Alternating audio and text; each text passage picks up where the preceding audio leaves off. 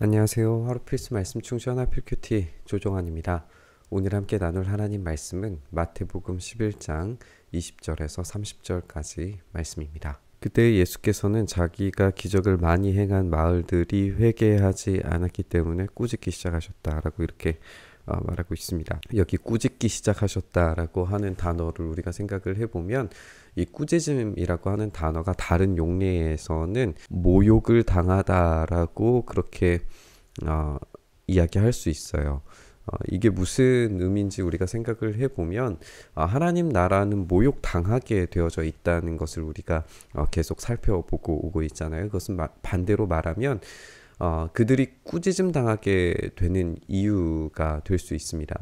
예수님은 지금 회개하지 않음으로 인하여서 엄중하게 꾸짖고 계시죠. 예수님의 모든 가르침과 기적의 목적이 오로지 회개에 초점이 맞춰져 있다라고 하는 점도 우리가 주목해 봐야 할 것 같습니다. 예수님은 우리에게 완전히 돌이켜진 삶을 요구하십니다. 그렇게 되지 않았을 때에 그들은 예수님을 모욕할 겁니다. 그런데 이 모욕 당하게 되는 그 이유로 인해서 오히려 그들이 꾸짖음 당할 수밖에 없다라고 하는 것이죠. 그러니까 세상은 천국을 향해서 하나님 나라를 향해서 예수님을 향해서 계속해서 이 모욕할 겁니다. 그러나 그 모욕으로 인하여서 그들은 최종적으로 정죄 당하게 될 겁니다. 고라시나 너에게 화가 있다. 벳세다야 너에게 화가 있다. 너희 마을들에서 행한 기적들을 두로와 시돈에서 행했더라면 그들은 벌써 굵은 배의 옷을 입고 죄를 쓰고서 회개했을 것이다. 여기서 또 이제 이 회개가 중요하게 나오고 있는 것을 우리가 살펴보게 되죠. 이방 나라들조차도 회개했을 텐데 너희가 오히려 회개하지 않고 있다라고 하는 이런 이야기를 우리가 읽게 되는 겁니다. 그런데 이들의 어떤 심판의 모습을 이렇게 설명하시는데 심판 날에 두로와 시돈이 너희보다 견디기 쉬울 것이다. 그들은 두로와 시돈이 멸망당할 곳이라고 계속해서 이제 생각하는 거죠. 왜냐하면 그들은 이방 나라고 하나님으로부터 버림받은 나라라고 생각하는데 그렇지 않다는 거예요. 화가 있다. 너 가버나움아 내가 하늘에까지 치솟을 셈이냐 지옥에까지 떨어질 것이다. 이 가버나움이라고 하는 동네는 예수님께서 자신의 거처를 삼으시고 살아가셨던 그런 동네인데 그들이 하늘에까지 치솟을 셈이냐 지옥에까지 떨어질 것이다 라고 지금 경고하시는 거예요. 우리가 이 말씀은 이사야서 14장 말씀을 보면 아침의 아들 계명성이 어디까지 높아지겠느냐라고 하는 그런 말씀을 우리가 살펴볼 수 있어요. 그러니까 바벨론을 상정을 하고 바벨론을 정죄하는 그런 본문으로 우리가 읽을 수 있는데 이 바벨론에 대한 정죄의 본문이 지금 가버나움에 떨어지고 있다는 것을 우리가 확인을 해보게 되는 거죠. 회개하지 않는 가버나움은 바벨론과 동일시 되면서 회개하지 않고 돌이키지 않는 이 가버나움이 예수님께서 그 동네에 사셨고 활동하셨고 기적을 일으키시는 것과는 전혀 상관없이 사탄의 마을처럼 지금 취급당하고 있는 것을 우리가 확인을 해보게 되는 거예요.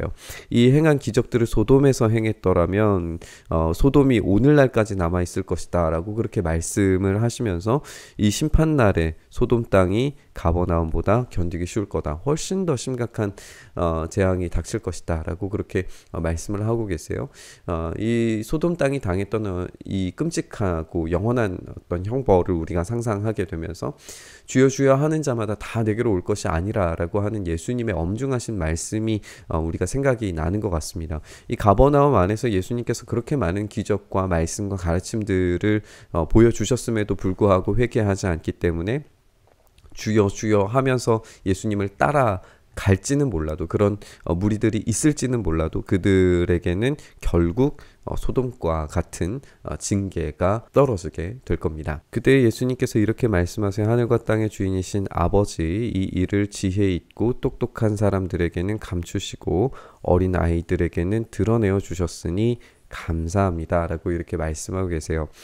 지혜 있고 똑똑한 자들을 누구라고 지금 상정하느냐도 이제 중요한 내용일 것 같아요. 우리가 생각해 보면 참된 지혜는 예수님이십니다. 그렇기 때문에 이 참된 지혜가 예수님이라는 사실을 우리가 생각을 해본다면 지금 여기에서의 지혜 있고 똑똑한 자들이 가졌다라고 생각하는 그 지혜는 한계 있는 것으로 우리가 생각을 해볼 수 있어요. 그러니까 이 지혜 있고 똑똑한 자들은 본문의 여러 가지 이제 상황들을 살펴봤을 때 이 바리새인들이나 율법학자들일 가능성이 매우 높겠죠. 그러니까 이들은 참 지혜를 획득하지 못하는 자들이고 그들은 스스로는 지혜 있고 똑똑하다라고 생각할지 모르지만 그 율법을 가졌다라고 생각할지 모르지만 그들은 참된 지혜를 얻지 못한 자들이고 미련한 자들입니다. 더 넓게 생각을 해보면 율법을 지킬 책임을 가졌던 이스라엘 전체를 이야기할 수도 있겠죠. 그들은 세상 열방, 그러니까 우리가 아까 살펴본 것처럼 두로와 시돈 같은 데는 미련한 곳이고 율법이 없는 곳이고 하나님께 저주를 받은 곳이다, 이방 나라다라고 그렇게 취급할지 모르지만 그들은 세상 열방보다 우월한 존재로서 자신들을 생각했을지 모르지만 결국에는 그들이 지혜 없는 자들이라는 것을, 회개하지 않는 그들이 훨씬 더 이제 미련한 자들이라는 것을 우리가 생각을 해볼 수 있는 거죠. 근데 이 어린 아이들에게는 드러내 주셨다라고 하는 부분에서 우리가 생각을 해보면 이런 바리새인들이나 율법학자들 또는 이제 확장해서 이스라엘로 이야기하는 이 지혜로운 자들이 아니라 훨씬 단순하고 자신을 배워야 되는 존재로 자기를 부인하고 예수님을 따라가는 이런 제자들로 생각을 해볼 수 있을 거예요. 우리가 이 당시의 어린아이들이라고 생각을 해보면 사회 계층에서 가장 작은 자들이었고 늘 연약한 자들이었고 그리고 영아 유기와 또 영아 살해들이 빈번하게 일어나는 계층으로 우리가 인식을 할 수 있기 때문에 그렇게 생각했을 때에 제자들과 자연스럽게 연결되는 것으로 생각해 볼 수 있어요. 제자들은 그렇게 연약하고 죽음의 위기에 놓여져 있고 늘 하층의 어떤 계급으로 취급받을 수 있었을 겁니다. 그렇게 박해와 핍박 가운데에 있음에도 불구하고 그 참된 지혜를 획득한 자들은 바리새인들이 아니라 제자들이 되는 거죠. 이것이 아버지의 은혜로운 뜻입니다. 내 아버지께서 모든 것을 내게 맡겨주셨습니다. 아버지밖에는 아들을 아는 이가 없으며 아들과 또 아들이 계시하려고 주는 사람밖에는 아버지를 아는 이가 없습니다. 이렇게 아버지와 아들 사이에 친밀하고 깊은 교제와 인식이 있다는 사실을 우리가 주목해 보게 됩니다. 삼위의 하나님의 친밀하신 사랑의 교제가 지혜의 핵심이고 그 지혜를 획득하는 자들은 참된 회개와 변화, 하나님 나라에 들어갈 자격을 얻게 됩니다. 그렇게 하나님을 아는 지식을 획득할 수 있게 되는 것을 우리가 보게 되죠. 수고하며 무거운 짐을 진 사람은 모두 내게로 오너라. 내가 너희를 쉬게 하겠다. 우리가 이제 이 수고함과 무거운 짐이라고 표현되어져 있는 이것이 바로 자기 의를 만들어 내려고 하는 모든 율법적인 행위들이라는 것을 우리가 생각을 해볼 수 있습니다. 수고와 무거운 짐으로 의를 만들려고 그들은 애쓰지만 그 모든 시도는 결국 허사가 되고 맙니다. 그것은 참된 지혜가 아니라 하나님으로부터 반사된 지혜일 뿐이고 한계가 분명한 지혜일 뿐입니다. 이것을 깨닫지 못하는 자들은 그 무게에 이제 짓눌리게 될 거예요.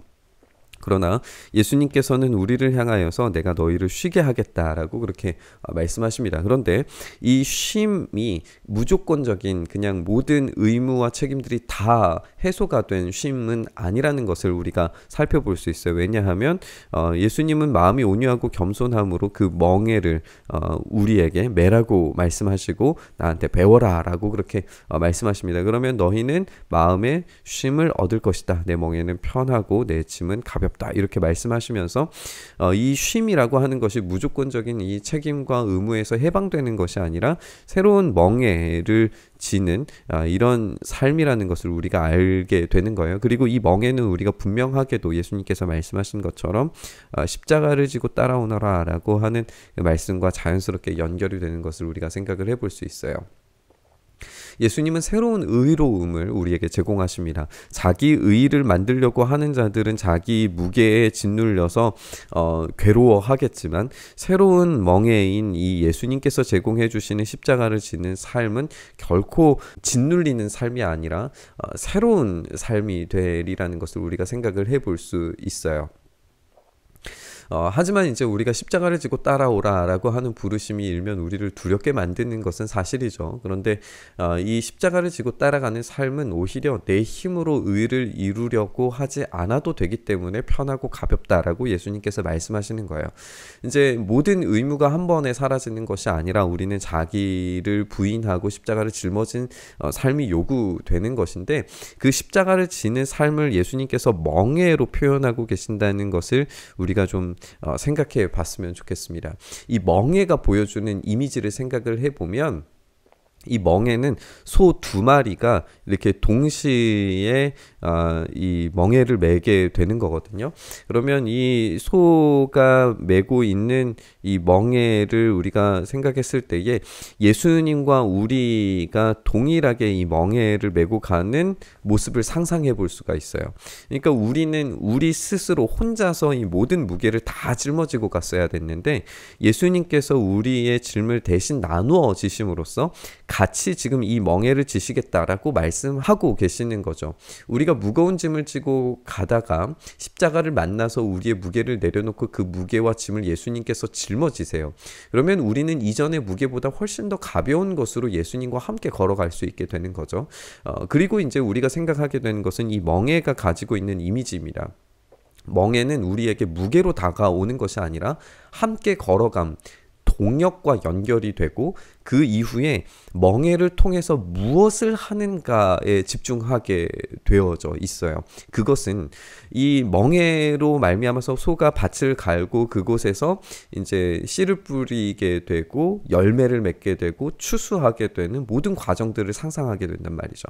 그러니까 이 멍에는 단순히 짐과 연결되는 것이 아니라 예수님과 함께 걸어가고 동역하게 되고 그 이후에 얻게 되는 추수와 열매까지도 연결되어져야 마땅합니다.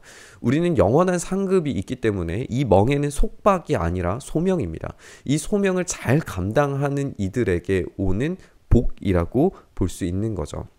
그렇기 때문에 이 멍에를 메고 나한테 배워라 라고 하는, 이 십자가를 지고 따라오라 라고 하는 것은 결코 어떤 무게로 우리가 생각해야 될 것이 아니라 소명이요, 기쁨이요, 감사요, 추수할 열매로 생각하는 것과 연결해 보는 것이 적절할 것 같습니다.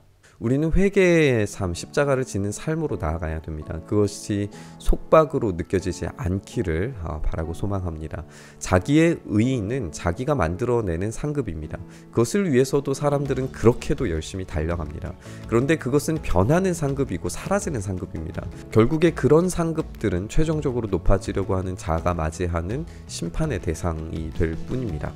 그런데 참된 지혜이신 예수님의 의로우심을 따라가는 십자가의 삶은 우리 주님께서 제공하시는 상급입니다. 하나님 나라는 우리 주님과 함께 걸어가는 그 모든 여정 가운데에서 확장될 것이고, 그 속에서 우리 주님이 우리와 동역하도록 만드심으로써 우리에게 그 모든 수고와 노력에 대한 상급을 허락하실 겁니다. 그렇기 때문에 십자가 지는 삶은 우리에게 고통스러운 짐이 될 수 없고 우리에게 상급이 되는 겁니다. 우리 주님의 부르심대로 우리의 십자가를 지고 주님과 함께 이 땅을 경작해 나가는 삶을 향해서 나아갈 수 있었으면 좋겠습니다.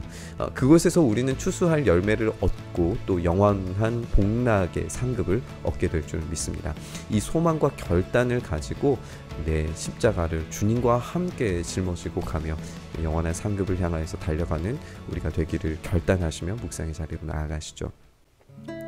주님, 그런 삶으로 우리를 불러주셔서 감사합니다. 우리가 참된 회개와 참된 복종의 삶, 그 십자가를 지는 삶으로 나아가서 주님과 함께 걸어가며 그 안에서 누리게 되는 영원한 상급을 바라보며 오늘도 주님과 함께 묵묵히 이 땅을 일구며 경작하며 주님께서 주신 소명을 잘 감당할 수 있도록 은혜 더하여 주시옵소서. 그렇게 이루시는 하나님 나라가 이 땅 가운데 우리의 삶 가운데 경험되게 하시고 그 가운데서 우리가 열매를 경험할 수 있도록 주여 은혜 더하여 주시옵소서. 그렇게 우리와 함께 하시기를 간절히 소망하며 우리 주님 예수님 이름으로 기도드리옵나이다. 아멘.